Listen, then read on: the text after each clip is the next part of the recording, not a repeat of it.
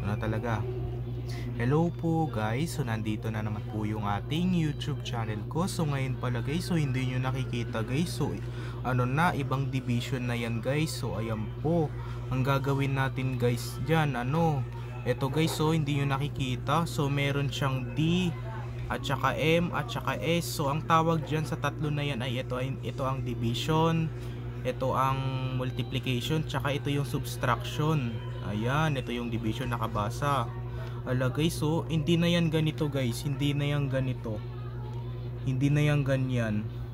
Ayan, nakaano na siya, nakaganyan na siya guys, nakaganyan.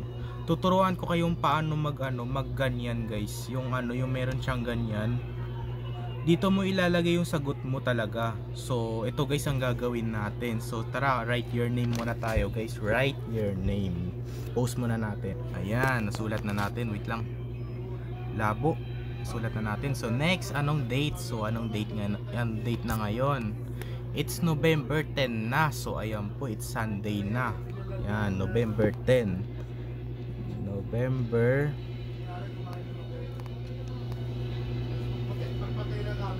10, 2024.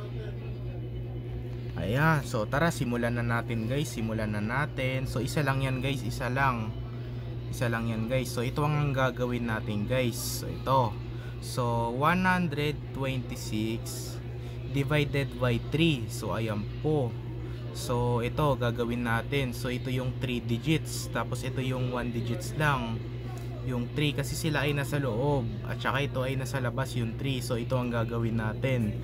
So halimbawa ganito. So pag 1 divided by 3. So ito guys ito, wait lang, labo kasi. 1 divided by 3. So ayan po, 1 divided by 3. Pwede ba o hindi? Hindi. So ayan po, hindi pwede guys. So kasi itong 1 ay maliit kesa sa 3. So kailangan 12. So ayan po, 12. So okay, ito na. So 12 divided by 3. So ayan po. Ayan, 12 divided by 3. So hindi 4. So ayan po, 4. Saan natin ilalagay yung 4? Wait, tanganin muna pala natin to. Saan natin ilalagay yung 4? Dito sa taas. Ayan, dito. So hindi pwede dito at saka hindi pwede dito O ayan, 4 yung sagot guys. So ito ang gagawin natin. So tapos na tayo sa division. Multiplication naman tayo guys. So ito, yung M. O ayan, so i-multiply naman natin dito yung 4 times 3. So 4 times 3. So isusulat natin dito yung times. Ayan, so ito 4 times 3. So ilan yan? 4 times 3 equals 12. So ayan po, 12.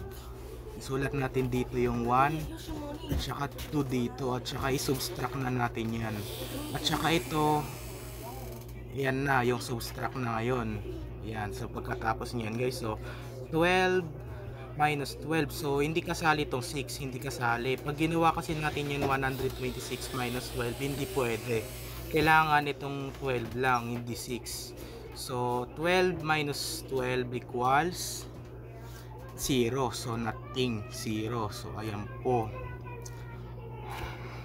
At saka i-bring down na natin yung 6. I-bring down na natin dito yung 6. Ayan, so back to division ulit tayo guys. Back to division. So ayan po, ito guys. So ito na, 6 divided by 3. So ayan po, 6 divided by 3. So hindi 2. So ayan po, 2 ang sagot, 2. Isulat natin dito yung 2. Ayan, so tapos na natin i-multiply yung yung 4 at saka 3. So natin multiplication na natin guys. So itong 2 ay i-multiply na natin kay 3. So ayan po, hindi na kay 4 kay 2 na. So ito, so 2 times 3. So ayan po, 2 times 3 equals 6. So ayan po, 6. So tsaka subtract na. O diba, pabalik-balik lang, division, multiplication at saka subtraction. Ayan, so na natin, ibawas na natin. So 6 minus 6. So hindi na to kasama yung 0 kasi 0 na yan 6 minus 6 lang. So 6 minus 6 equals 0. So wala na, ito na yung finally answer natin, 42. So ayan po, ito na.